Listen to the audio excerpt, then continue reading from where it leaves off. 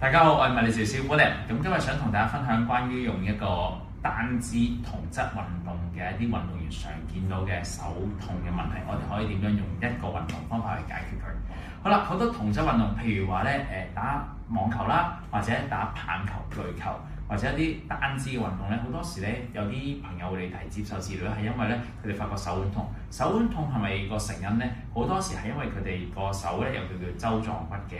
骨咧，咁佢嘅唔啱位咧，導致咧我哋個手腕係長期處於一個唔啱嘅姿勢咧，令到我哋再打波嘅時候咧，我哋發力嘅時候出現咗一啲筋腱嘅軟組織勞損。所以咧，我哋唔係淨係解決筋腱軟組織嘅勞損，而係應該可以從而去改善佢嘅舟狀骨對位嘅問題咧，就可以幫到你嘅痛症啦。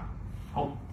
跟住我會教大家點樣去做，好簡單。咁我哋咧就會咧4點跪啦，然後咧我哋吸氣呼氣嘅時候咧，落嘅時候咧，我哋想像下咧，我哋個手腕咧係可以被牽引咁樣。咁有啲朋友咧，可能咧個感覺唔強嘅時候咧，我哋喺個4點跪嘅時候咧，隻手擺前一格。好啦，然後吸氣嘅時候就落。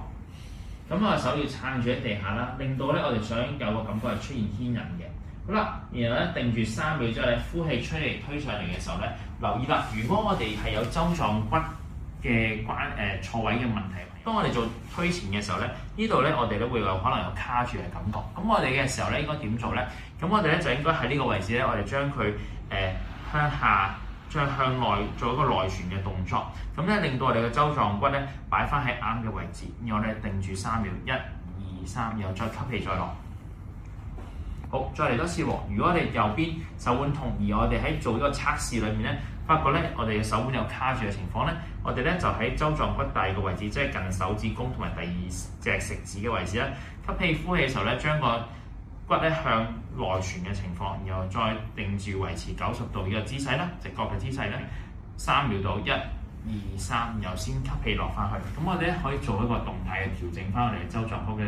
位置咧，從而改善我哋個手腕嘅對位嘅情況，減少翻我哋痛症。亦都好多時咧，因為舟狀骨嘅唔對位咧，可能導致你手腕出現問題痛，我哋從而解決個成因嘅。中意頭先我哋個片同埋示範嘅咧，咁麻煩大家 CLS 啦。如果大家有下一個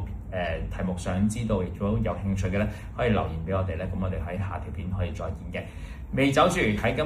年嚟緊係馬年啦，咁所以咧就會同大家祝大家新年快樂，仲有呢個馬年進步，身體健康。OK， 好，拜拜。咁所以祝大家咧馬年快樂，仲有係馬到功成，恭喜恭喜！